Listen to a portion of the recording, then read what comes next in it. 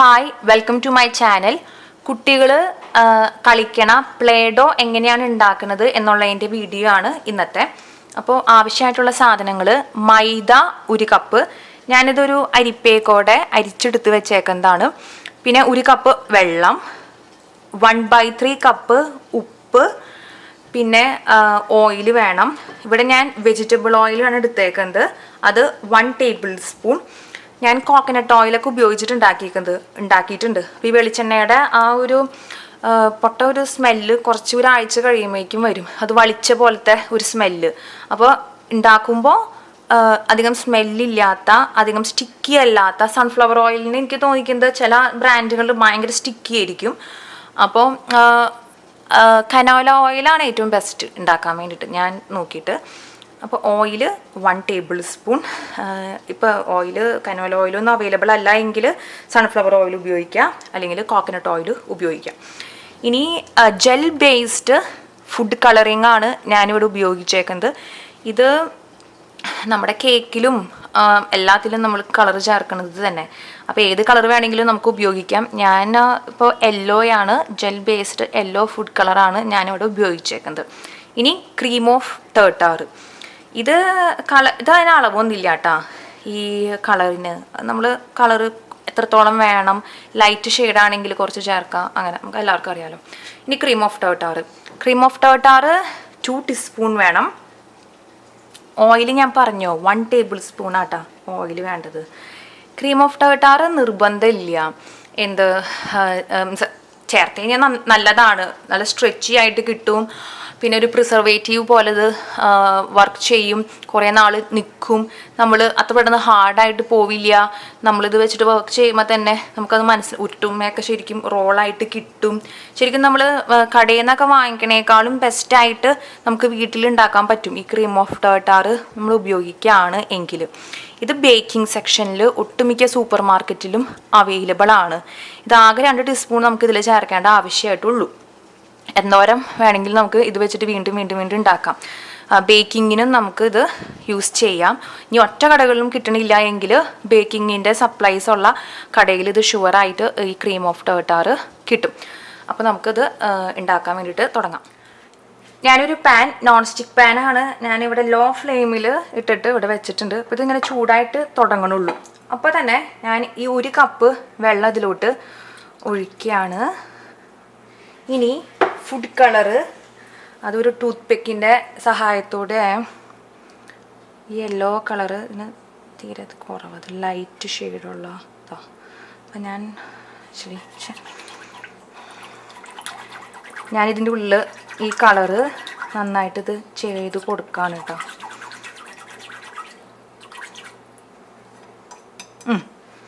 ഇനി ഇതിപ്പോൾ ഈ വെള്ളത്തിൽ നന്നായിട്ടിത് അലിഞ്ഞിട്ടുണ്ട്.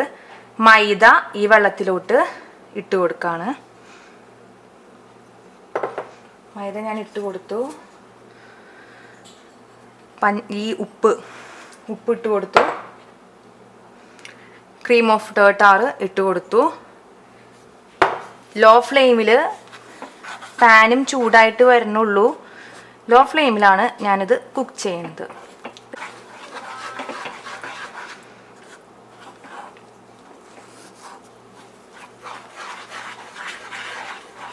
ഇത് പതുക്കെ ഇളക്കി കൊടുത്തുകൊണ്ടിരിക്കുക.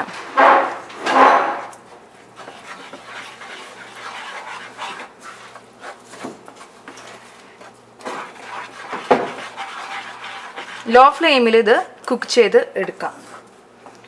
ഞാൻ ഒരു കാര്യം മറന്നുപോയി ഇതിൽ ചേർക്കാൻ വേണ്ടിയിട്ട്. 1 table spoon oil, 1 table spoon ഓയിലും കൂടി ഇതിലോട്ട് ചേർക്കാം.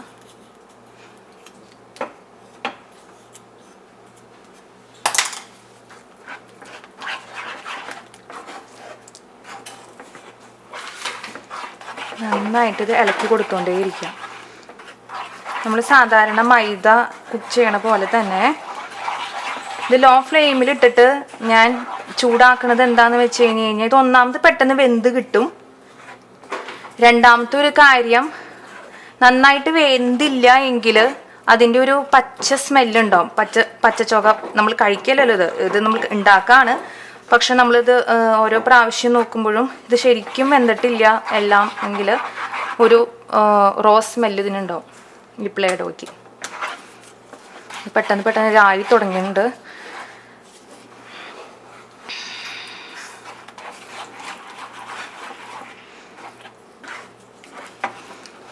ഇതിപ്പോൾ കളറ് കുറച്ചും കൂടി വേണമെങ്കിൽ കുറച്ചും കൂടി കളറ് ചേർത്ത് കൊടുക്കാം കേട്ടോ.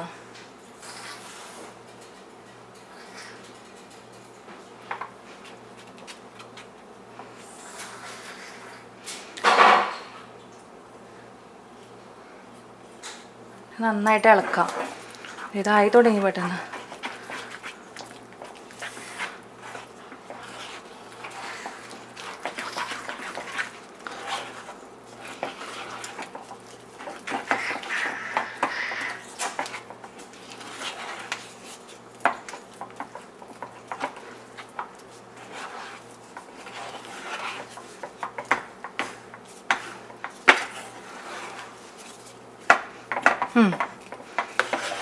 ഇത് കറക്റ്റായിട്ട് ഇതുമേന്ന് ഇങ്ങനെ വിട്ട് വരും. അതാണ് ഇതിൻ്റെ പാകം എന്ന് പറയുന്നത്.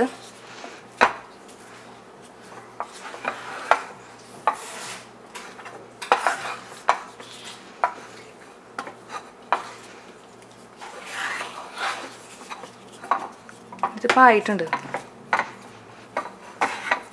ഇതിപ്പോൾ ആയി. ഇനി ഇത് വേഗം വേറൊരു പ്ലേറ്റിലോട്ട് മാറ്റാം.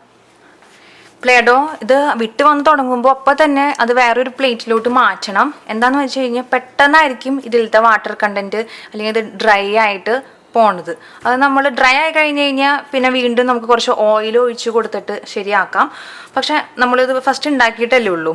അപ്പോൾ തന്നെ അത് അപ്പോൾ വേഗം വിട്ട് വന്ന് തുടങ്ങി കഴിഞ്ഞ് കഴിഞ്ഞാൽ അത് ശരിയായി വേഗം വേറൊരു പ്ലേറ്റിലോട്ട് മാറ്റിയിട്ട് ചൂടോട് കൂടിയിട്ട് ഇങ്ങനെ നീഡ് ചെയ്ത് കൊടുക്കാം. അപ്പോൾ ഇതിൻ്റെ കളറൊക്കെ എല്ലാ സ്ഥലത്താവും. ഇപ്പം എൻ്റെ കൈമ നോക്കി, ഞാനിതിപ്പോൾ കുറച്ച് സമയമായി ഇതിങ്ങനെ ചെയ്യാൻ വേണ്ടിയിട്ട് തുടങ്ങിയിട്ട്. ഒരു 1-2 മിനിറ്റ് ഞാനിപ്പോൾ ഇങ്ങനെ ചെയ്യുന്നുണ്ട് കേട്ടോ. അപ്പോൾ ഇതുവരെയായിട്ടും എൻ്റെ കൈമ യെല്ലോ കളർ വന്നിട്ടില്ല. അപ്പോൾ നമ്മൾ ഫുഡ് കളർ യൂസ് ചെയ്യുമ്പോൾ എപ്പോഴും നല്ലൊരു ബ്രാൻഡിൻ്റെ ഫുഡ് കളർ യൂസ് ചെയ്യാൻ വേണ്ടിയിട്ട് നോക്കണം. അല്ലെങ്കിൽ ചിലപ്പോൾ അത് കുട്ടികളുടെയൊക്കെ കഴിയുമ്പോഴും നിങ്ങളുടെ കഴിയുമ്പോഴും ഇപ്പം നമ്മൾ എവിടെ വെച്ചിട്ടാണ് കളിക്കുന്നത്, ഇപ്പോൾ വൈറ്റ് കളറ് ടേബിളാണ് എങ്കിൽ അതുമേയൊക്കെ സ്റ്റെയിൻ ആവാൻ വേണ്ടിയിട്ടുള്ള ചാൻസ് ഉണ്ട്. അപ്പോൾ അത് നമ്മൾ ശ്രദ്ധിക്കണം. പിന്നെ ഞാൻ താമസിക്കുന്ന സ്ഥലത്ത് ഡോളർ സ്റ്റോർ എന്ന് പറഞ്ഞിട്ട് ഒരു ഷോപ്പുണ്ട്. അപ്പോൾ അവിടെ എന്ത് വാങ്ങിക്കണമെങ്കിലും $1 ഉള്ളൂ. അപ്പം ഞാൻ മൈദയും ഉപ്പും ഞാൻ അവിടെ നിന്നാണ് വാങ്ങിച്ചത്. ആക്ച്വലി ലോ ക്വാളിറ്റി ആയിരിക്കും, പക്ഷെ നമ്മൾ കഴിക്കാൻ വേണ്ടിയിട്ടല്ലല്ലോ വാങ്ങിക്കുന്നത്. നമ്മളിത് ഒരു സാധനം കളിക്കണ സാധനം ഉണ്ടാക്കാൻ വേണ്ടിയിട്ടാണ്. പിന്നെ അവരതുമ്മേ മെയ്ഡ് ഇൻ USA നല്ല ക്വാളിറ്റി ആണെന്നൊക്കെയാണ് എഴുതിയേക്കുന്നത്. അപ്പം ഞാൻ മൈദയും ഉപ്പും ഞാനിത് ഡോളർ സ്റ്റോറിൽ നിന്നാണ് വാങ്ങിച്ചത്. പക്ഷേ ഫുഡ് കളറ് ഞാൻ നല്ലൊരു ബ്രാൻഡിൻ്റെയാണ് യൂസ് ചെയ്തേക്കുന്നത്. അതുപോലെ തന്നെ ക്രീം ഓഫ് ടേർട്ടാറും ഞാൻ നല്ലൊരു ബ്രാൻഡിൻ്റെയാണ് ഉപയോഗിച്ചേക്കുന്നത്.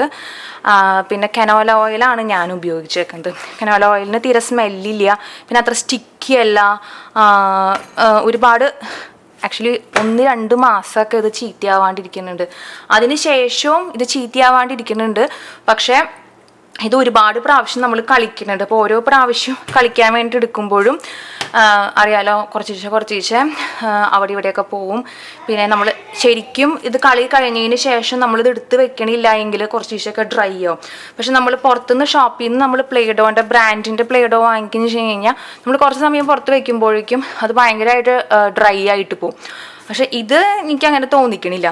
മാത്രമല്ല കടയിൽ നിന്ന് നമുക്ക് വാങ്ങിക്കാൻ വേണ്ടി കിട്ടുന്നത് ഒരു ടബിൽ ബോട്ടിൽ ഇത് ഇത്രയ്ക്കാണ് നമുക്ക് കിട്ടണത്, കുറച്ച് ഹാർഡായിട്ടുള്ളത്. ഇത് നോക്കി ഞാൻ കൈ കൊണ്ട് ഇങ്ങനെ ചെയ്യുമ്പോൾ തന്നെ ഇതേ സി ആക്ച്വലി ഫോക്കസ് അല്ലേ ആവോ എൻ്റെ ക്യാമറ. അത് ഞാൻ ഭയങ്കര സ്പീഡിലാണ് കാര്യങ്ങൾ പറയുന്നത്. ഓക്കെ, ആക്ച്വലി ഇത് നന്നായിട്ട് വന്നിട്ടുണ്ട്. ഇത് ഒട്ടുമിക്ക പ്ലേഡോ റെസിപ്പി എന്ന് പറഞ്ഞിട്ട് ഇൻ്റർനെറ്റിൽ അടിച്ചു നോക്കുമ്പോഴും ഈ റെസിപ്പി തന്നെയാണ് വരുന്നത്. ഇത് ഞാൻ ഉണ്ടാക്കിയ റെസിപ്പി ഒന്നല്ല കേട്ടോ. ഇത് എല്ലാ വെബ്സൈറ്റിലും ഈ റെസിപ്പി തന്നെയാണ് യൂസ് ചെയ്യുന്നത്. പക്ഷെ ഞാൻ പറയാലോ ഇങ്ങനത്തെ ഇതൊക്കെയാണ് എൻ്റെ കുറച്ച് ടിപ്സ് ഇതൊക്കെ. ഇനി ഇത് ഡ്രൈ ആയിട്ട് പോവാണ് എങ്കിൽ എനിക്ക് ഇതുവരെ അങ്ങനെ ഒരു പ്രോബ്ലം വന്നിട്ടില്ല. എനിക്ക് ആകെ ഒരു പ്രോബ്ലം വരുന്നത് എന്താണെന്ന് വെച്ച് കഴിഞ്ഞാൽ കുട്ടികൾ കുറേ കളിക്കുമ്പോൾ ഇതിൽ ചെളിയും മണ്ണും പിന്നെ കുറേ മിക്സ് ആവണ് അങ്ങനെയൊക്കെയാണ് വരുന്നത്. ഞാനിത് സിപ്പ് ലോക്ക് ബാഗിലാണിത് എപ്പോഴും സൂക്ഷിച്ച് വെക്കണത് കേട്ടോ. അത് ഞാൻ ഇപ്പോൾ കാണിച്ചു തരാം. സിപ്പ് ലെങ്തി ആയിപ്പോയി ഈ വീഡിയോ.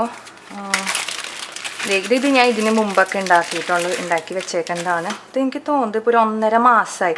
പക്ഷേ ഇപ്പോഴും ഈ കളറ് കണ്ട ഇപ്പോഴും ഞാനിത് കൈ കൊണ്ട് തന്നെ ചെയ്യുമ്പോൾ ഇത് നല്ല ഇതാണ് നമ്മൾ ക്രീം ഓഫ് ടാർട്ടാറ് ചേർക്കണേൻ്റെ ഒരു പ്രിസർവേറ്റീവായിട്ടും നല്ല സ്ട്രെച്ചി ആയിട്ടും ഇത് വരുന്നുണ്ട്. അപ്പോൾ നമുക്ക് ഓരോരോ കളറിൽ ഇത് ചെയ്യാം. പക്ഷേ ഇതിൻ്റെ ഈ സൈഡിലൊക്കെ കുറച്ച് ഡ്രൈ ആയിട്ട് തുടങ്ങിയിട്ടുണ്ട്. ഇത് ഞാൻ പറയാൻ വേണ്ടിയിട്ട് വന്നത് ഞാൻ മറന്നുപോയി കാര്യം. ഇതൊരു സിപ്പ് ലോക്ക് ബാഗിൽ അല്ലെങ്കിൽ എയർ ടൈറ്റ് ആയിട്ടുള്ള ഒരു കണ്ടെയ്നറിൽ ഇത് സൂക്ഷിച്ച് വെക്കണം. അല്ലെങ്കിൽ ഇത് ഡ്രൈ ആയിട്ട് പോകും. അല്ലെങ്കിൽ നമുക്ക് കാശ് നഷ്ടവുമാണ്. പിന്നെ നമുക്ക് വീണ്ടും സമയനഷ്ടം. വീണ്ടും നമുക്ക് ഉണ്ടാക്കണം. അപ്പോൾ വീഡിയോ എല്ലാവർക്കും ഇഷ്ടമായിട്ടുണ്ടെന്ന് ഞാൻ വിചാരിക്കുന്നത്. Thank you.